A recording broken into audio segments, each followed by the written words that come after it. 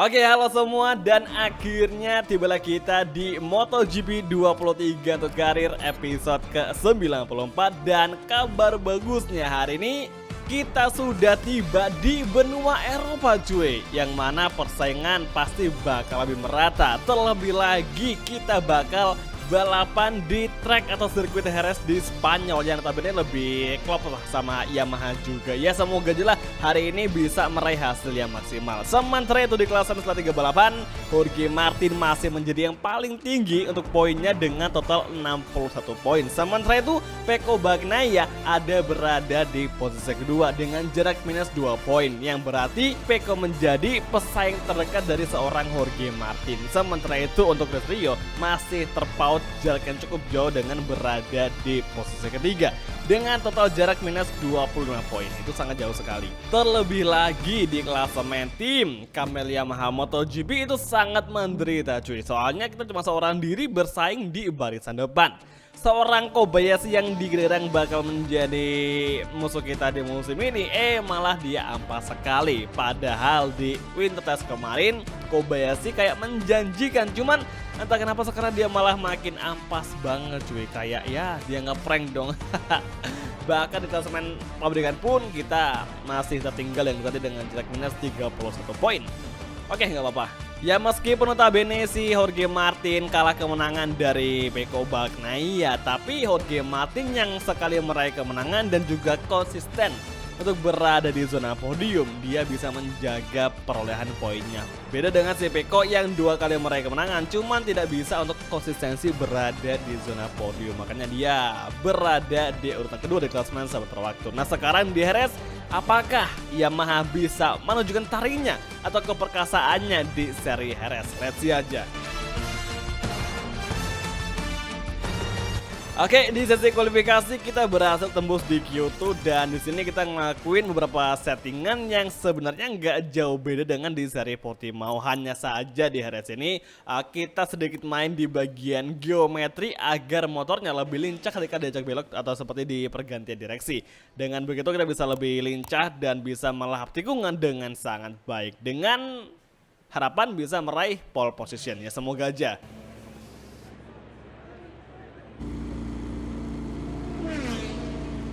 Oke, masuk di flying lap pertama di sektor 1. Kita cukup merasa pede dengan settingan dari M1 yang kita kendarai, di mana kita berhasil memiliki gap bar berwarna orange dengan gap 0,1 dari Pecco. Kemudian di S2 kita agak lebih lambat, cuman di S3 kita berhasil membalikkan keadaan dengan ngebikin gap bar warna merah dengan jarak 0,4 dari Pecco. Kemudian di last sektor atau sektor keempat kita semakin mematokkan diri dengan bisa meraih pole position, menggeser Pecco dan juga Kobayashi yang berada di urutan 1 dan juga kedua. Cuma sangat disayangkan Kobayashi yang nggak bisa bertahan di posisi ketiga terpaksa tergeser dan turun sangat jauh di posisi ke-7. Sementara Jorge Martin yang menjadi pesaing dari Pecco Bagnaia start dari grid ketiga atau melengkapi front row. Sementara Joan Mir, Franco, Johan Zarco berada di barisan atau di row kedua. Dan tibalah kita di sesi race atau di starting grid untuk MotoGP Jerez di Spanyol atau di round keempat musim ke-6. Dan anehnya hari ini para pembalap sudah menggunakan jas hujan. Apakah prediksi variabel weather akan segera tersaji di sini, yang mana semula mendung tapi masih kering akan berubah menjadi hujan? Apakah itu mungkin bakal terjadi di race kali ini? Kalau terjadi pasti bakal seru sekali karena penuh strategi antara pembalap dan juga tim. Dan sekarang kita ke start dari front row atau dari pole position. Level sama 100 tapi tiap track memiliki keunikan tersendiri. Di Termas kemarin kita nggak ada apa-apanya, sedangkan di Jerez dan juga di Austin kita agak mendingan. Mungkin efek dari AI yang kurang merata sempurna di beberapa track yang ada di MotoGP 23. Yaudah, kita maklumin aja. Dan sekarang kita bakal menggunakan kompon double medium Dan alasan kenapa menggunakan double medium karena emang lagi mendung dan juga pasti ini tidak akan ada perubahan cuaca menjadi cerah atau panas. Ada pun berubah paling yang nggak terlalu tinggi suhunya. Oke, kalau gitu langsung aja kita mulai sesi race untuk MotoGP Jerez di Spanyol di round keempat MotoGP Karir musim ke-6.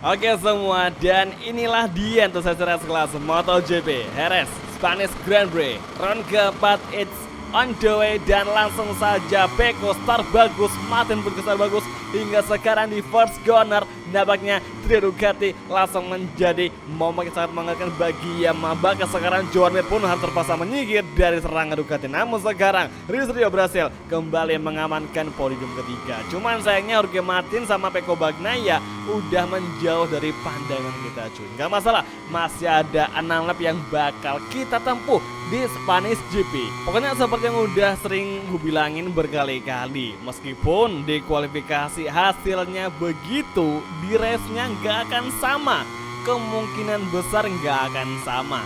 Nah sekarang di turn ke-6 kita akan mencoba light break dan sepertinya gap makin rapat sama Pecco, of course karena kita memiliki pengereman yang sangat bagus sekali.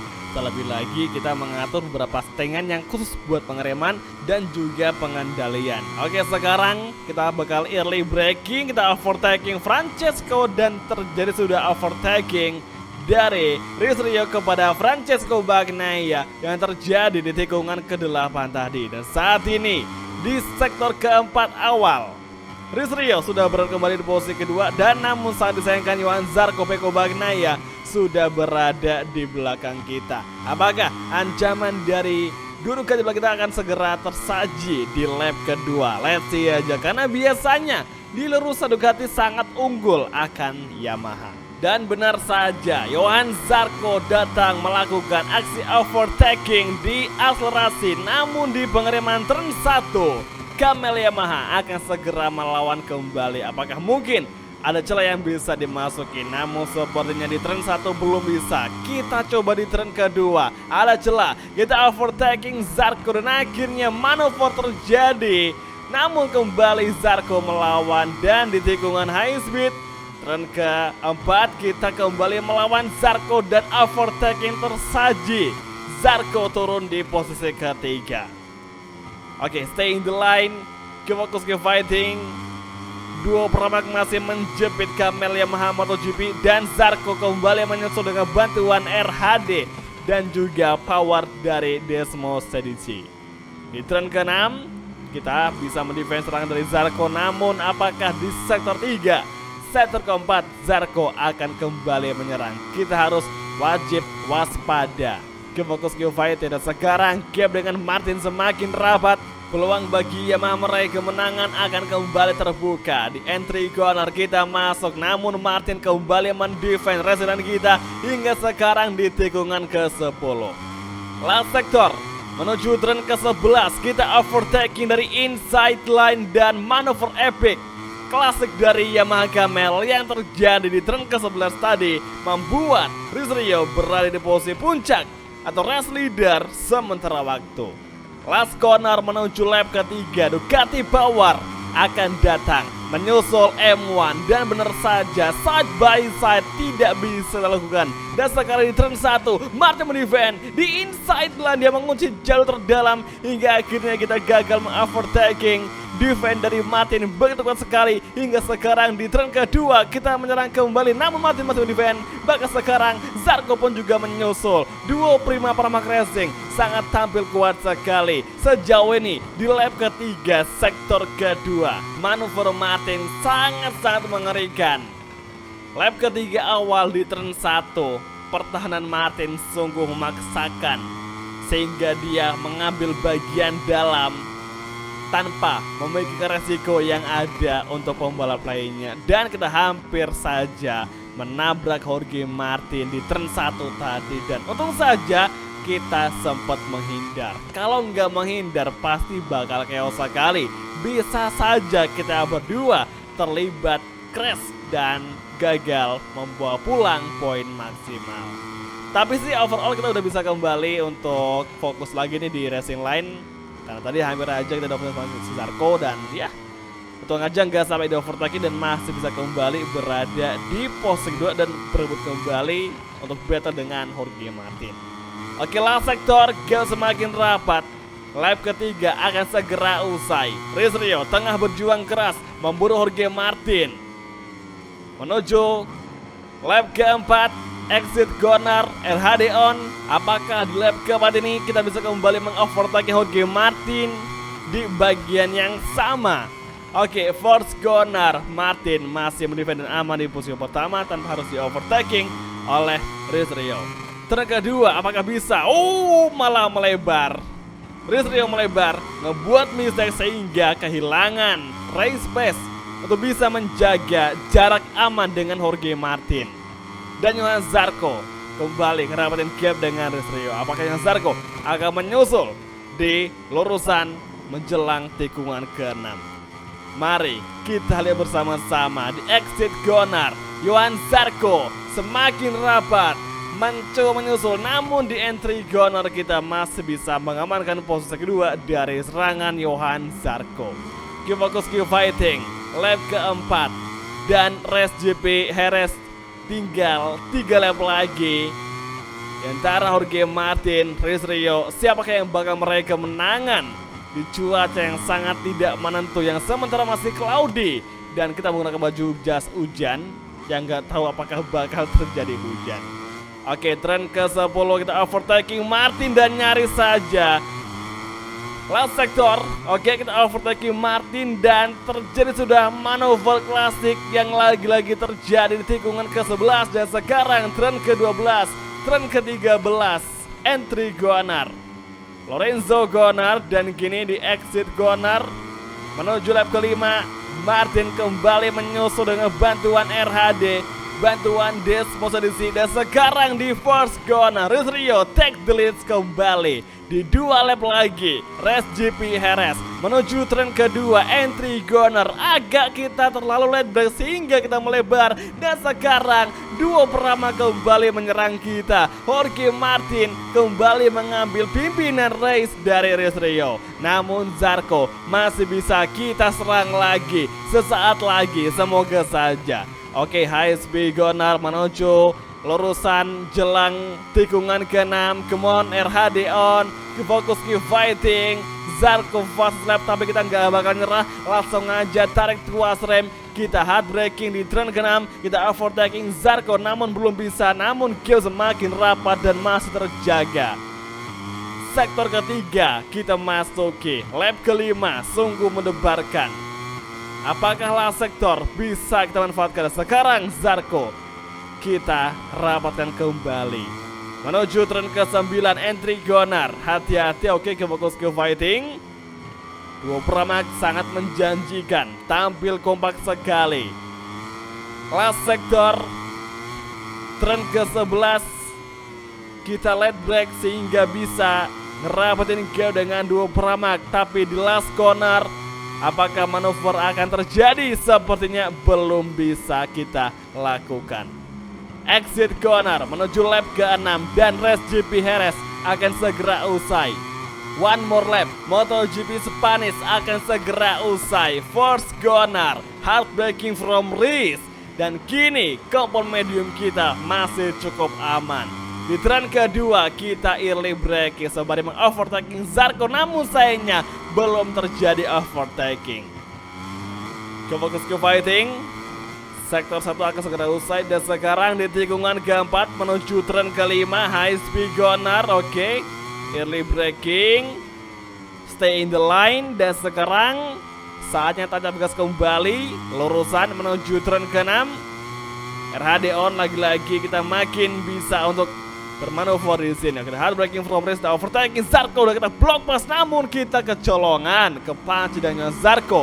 Nah, lebar, tapi sekarang kita nggak boleh menyerah. Masih ada waktu, masih ada waktu yang bisa kita manfaatkan untuk bisa menyerang kembali Johan Zarco. Namun Zarco masih berdefend dari inside line hingga kita gagal bermanuver Namun di sini di tikungan ke-10, 9-10 kita masih terus berjuang tanpa kenal ampun, pantang menyerah untuk Kamel Yamaha MotoGP. Last sektor kita masuki dan sekarang gap dengan Zarco semakin menjauh. Tapi tenang saja, masih ada last corner, manuver terakhir yang bisa kita maksimalkan. Hingga sekarang di entry corner kita mencoba late break namun gagal memblok pas Zarco. Hingga akhirnya Zarco lolos dari serangan Ritrio dan akhirnya duo Pramac berhasil meraih podium 1-2 di Spanish GP dan Kamel Yamaha MotoGP hanya berada di posisi 3 saja dan sangat disayangkan kita gagal mempertahankan apa yang kita raih di sesi kualifikasi. Ya udah gue bilang kan guys, seperti yang udah sering gue bilang, meskipun kualifikasinya kayak gitu tapi tidak menjamin race-nya bakal sama dengan kualifikasi. Andai pun sama, ya paling cuma sekitar berapa persen doang kemungkinan. Tapi yang jelas duo pertama gue akuin kuat banget hari ini. Bahkan seorang Peko pun gagal atau tidak bisa untuk mendefense serangan dari duo Pramac dan hanya bisa mengandalkan kita seorang cuy dengan M1. Itu pun kita di lurusan sangat kalah dengan Desmo GP23. Luka Marini melengkapi 5 besar, Kobayashi di posisi ke-6 dan Enea di posisi ke-8. Marquez dengan Honda berada di posisi ke-7. Kayaknya asik kalau tahun depan kita gabung sama Ras Honda bersama Marquez yang akan segera beralih dari Honda ke Grace ini. Oke, sementara itu Franco Morbidelli menjadi satu-satunya wakil Yamaha yang mental di 14 besar. Joan Mir di posisi ke-17 dan Miguel di posisi ke-16. Aprilia makin kesini makin turun banget cuy, nggak kayak di musim kita bersama Ducati Lenovo. Sangat jauh berbeda. Sementara itu yang berada di posisi paling akhir untuk hasil GP Spanish ada siapa? Mari kita cek bersama-sama. Dan seperti biasa, di posisi paling akhir ada Fabio Diga sama Augusto Fernandez. Kayak udah wajib banget seorang Augusto berada di posisi belakang. Udah kebokeng cuy. Tapi di tahun ini dirilisnya dia menjadi Rookie of the Year. Nah di klasemen Jorge Martin makin kokoh di puncak klasemen dengan total 86 poin. Sementara itu Peko hanya bisa mengumpulkan 72 poin saja di race GP Hanis. Sementara itu Ritrio masih di posisi ketiga dengan jarak yang makin jauh dengan jarak minus 34 poin. Perjuangan kita masih sampai sini, sementara waktu gue rasa kita kayak ada penurunan secara statistik dengan musim lalu. Tapi nggak masalah, toh juga masih panjang musim ke-6 ini yang bakal kita tempuh. Yang penting kita harus bisa konsistensi berada di zona podium. Layaknya Jorge Martin yang jarang menang, cuman dia sering banget berada di zona podium. Jadi oke semua, langsung aja mengakhiri video kali ini. Kalau gitu masih nonton dan sampai ketemu lagi di video MotoGP Karir di episode selanjutnya. Thank you, bye dan ciao guys, sampai jumpa.